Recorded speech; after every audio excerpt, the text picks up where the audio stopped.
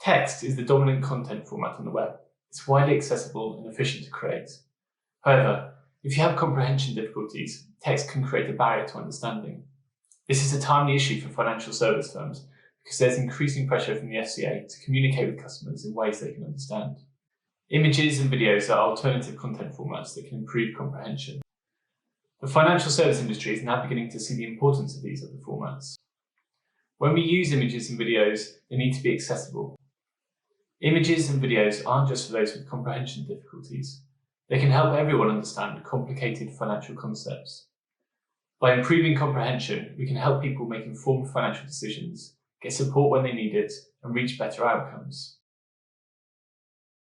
Why text dominates? There's a variety of reasons why text is the default content format on the web. 1. Legacy. The language of the World Wide Web, Hypertext Markup Language, or HTML, was designed to share text documents. It was several years before it was included in an official way to add images to a document. Today, a website's text content is still a key factor for search engine ranking. 2. Accessibility. When combined with different assistive technology, text can be used by a wide range of people. People with hearing difficulties can read it. People with sight impairments can listen to it using screen readers. Or if they use screen magnifiers instead, text still behaves well. 3. Efficiency. Writing text is quick. It's easy to update, and you don't need any specialist tools. While these reasons are valid, text still has limitations. The problem with text. Capital One has done some great work on identifying and categorising vulnerabilities that affect users of financial services. One such vulnerability category is comprehension difficulty. People who struggle to comprehend often have difficulties with one or more of the following. 1. Reading accuracy and/or word recognition. 2. Vocabulary knowledge. 3. Speed of processing. 4. Attention and concentration. People may have these difficulties if they have a neurodiverse condition such as dyslexia, attention deficit disorder, or developmental language difficulties. Or a person may have difficulty with vocabulary if English is an additional language. These difficulties can cause people to reread text several times to try to understand it, leaving them tired, confused, and anxious. A person's ability to process and comprehend large amounts of text is affected by something called their working memory. Working memory is a person's ability to hold information temporarily and manipulate it. It's a valuable resource, but its capacity is limited, and it can become overloaded. When this happens to a reader, they're forced to go back to the beginning, which can be exhausting. Readers may also have difficulty with something called comprehension monitoring. In these cases, people can be unaware when their understanding has broken down. Improving text and its presentation can of course make reading and comprehension easier. Good typography, plain English, and breaking up content with headings all help. We can also promote comprehension monitoring by summarising and highlighting key points. But we should use alternative strategies to help people understand better, whether they have comprehension difficulties or not. Why this is important for financial services. Financial services are often difficult to understand. 1. Core concepts like credit, debt, and interest are intangible. 2. Products are complicated, for example, fixed-rate bonds and tax-free ISAs. 3. The calculations behind products are also complicated. For example, credit card statement calculations. 4. They use jargon like balance transfers and acronyms like APR, AER, and EAR. 5. They need you to predict future scenarios. For example, asking customers to predict whether they need a 2, 3, or 5-year fixed-rate mortgage. Complexities like these make it hard for consumers to make informed decisions. If you struggle with comprehension, you're at even more of a disadvantage. The risk is that you make poor decisions that get you into financial difficulties. The FCA has recognised this. In February this year, it published guidance for firms on the fair treatment of vulnerable customers. They say that failure to communicate with vulnerable customers in ways they can understand may result in an increased risk of harm. They recognise that many factors affect a lack of understanding. This includes factors like low literacy and cognitive disabilities discussed here.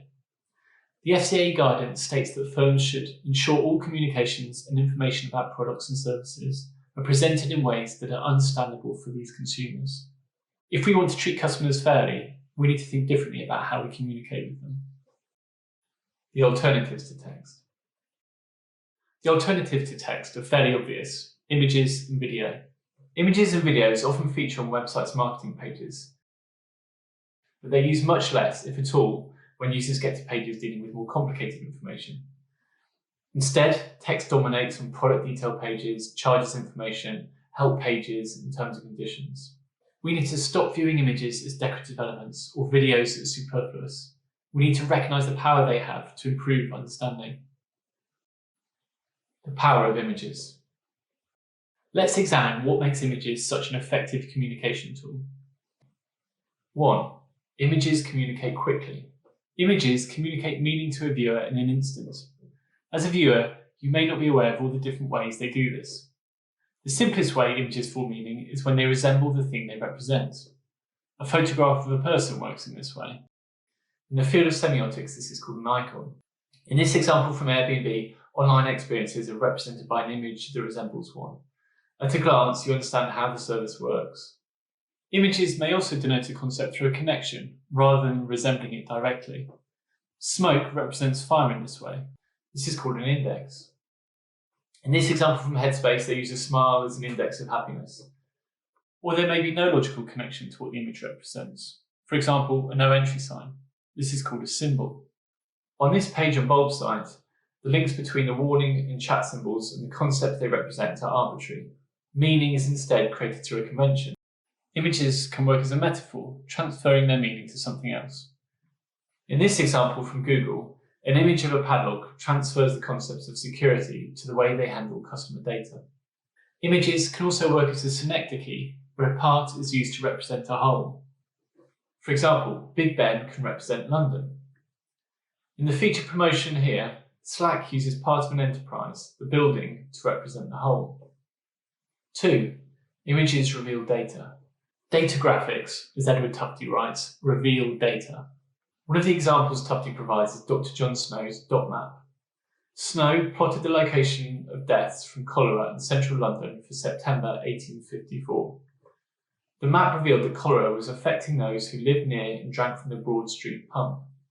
The pump was removed and the neighbourhood epidemic ended.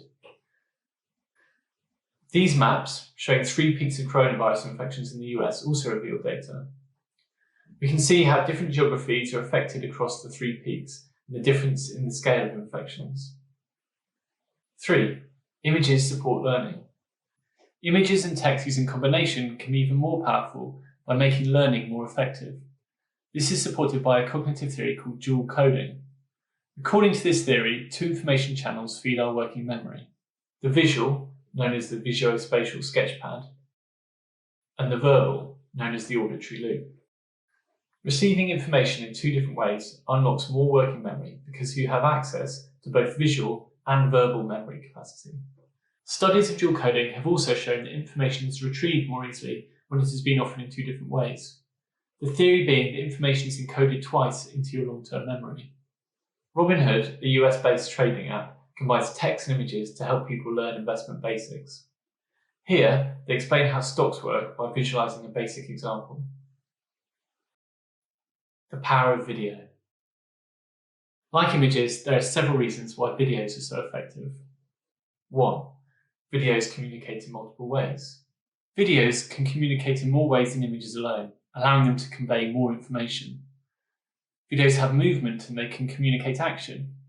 As the director and educator Alexander McKendrick says, film can also tell stories purely in movement, in action and reaction.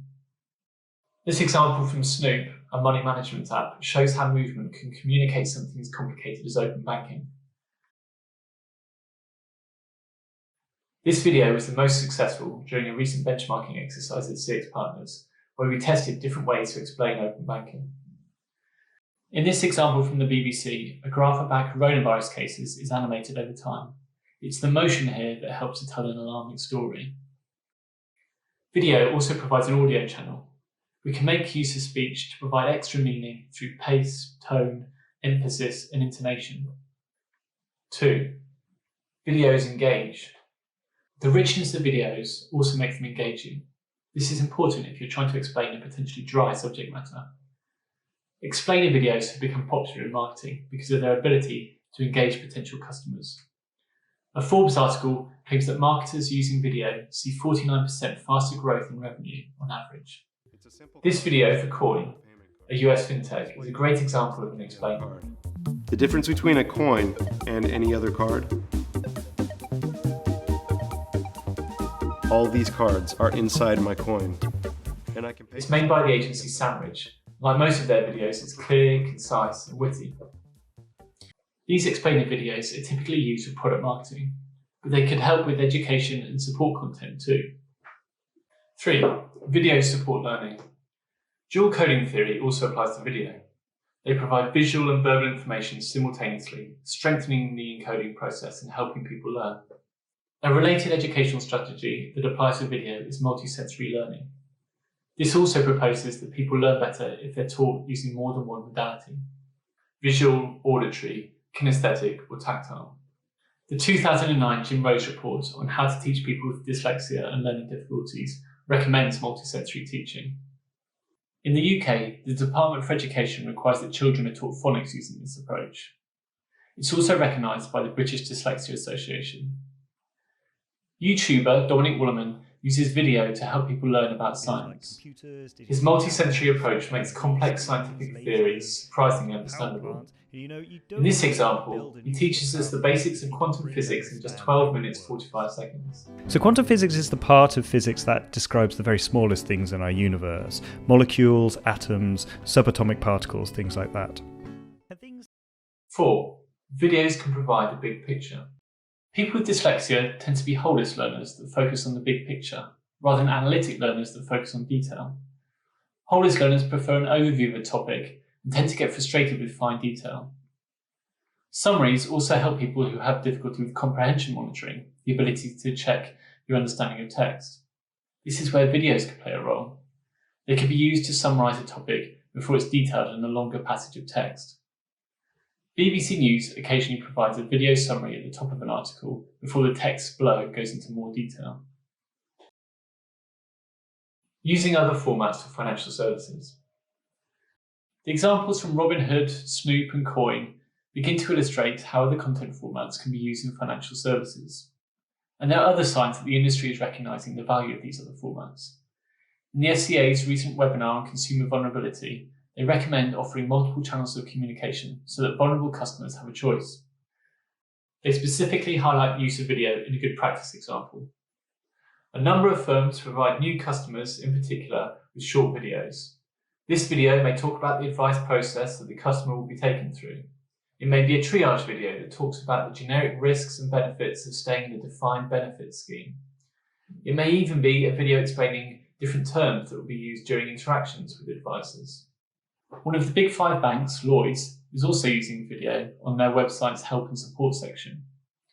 Videos cover educational content, like how balance transfers work. A balance transfer moves your balance from an existing credit or store card to another card with a different provider. And supportive content, such as staying on top of mortgage payments. And then have a look at your direct debits and see if you can align them to your income. This last example is a reaction to people finding themselves in vulnerable circumstances because of COVID-19. These videos show recognition in the industry that a page of text isn't always the best way to explain financial concepts. Accessible media. Although images and video can help make content more understandable, they could also potentially exclude people too. Images won't be seen by blind users, and they can cause problems for people with visual impairments who use screen magnifiers. They can also distract autistic users. The same issues also apply to video. In addition, people with hearing impairments will have difficulty with audio, and people who have auditory or visual processing disorders may feel overwhelmed. When we do use images and video, we need to make them as accessible as possible. We should describe images, usually using alt text. We should caption videos for those with hearing impairments. We can also provide video descriptions, also called audio descriptions, for those with vision impairments. You can hear video descriptions in action by enabling them on iPad. A pair of zebras in playful congress, a gorilla gazing upwards, manta rays gliding through clear blue water, and an ostrich. An inclusive approach benefits everyone. We've established that people with comprehension difficulties can struggle with text. This isn't a niche set of users that can be overlooked. There are 6.3 million people in the UK with dyslexia. In the 2011 census, 4.2 million people reported that English was not their main language. Not everyone in these groups will have comprehension difficulties, but it gives you a crude idea of scale. But that doesn't mean you should only consider other formats for people with comprehension difficulties. Text written in plain English helps people with a low reading age, but this approach also benefits everyone, including highly educated experts. Images and video can be equally inclusive. These content formats can improve comprehension for everyone. Conclusion. Text is fundamentally important, especially when it's written in plain English and well structured. But people with comprehension difficulties can struggle with text. We need to recognise that images and video have a remarkable power to provide meaning, explain and help people learn. They're not decorative elements. Images communicate quickly. They reveal data, and they support learning. Videos communicate in multiple ways. They're engaging, and they support learning too. They can also provide a big picture view. In financial services, we have the opportunity to help not just people with comprehension difficulties, but everyone. By helping people to understand the complex world of financial services, we can help them make better financial decisions, get support where they need it, and reach better outcomes.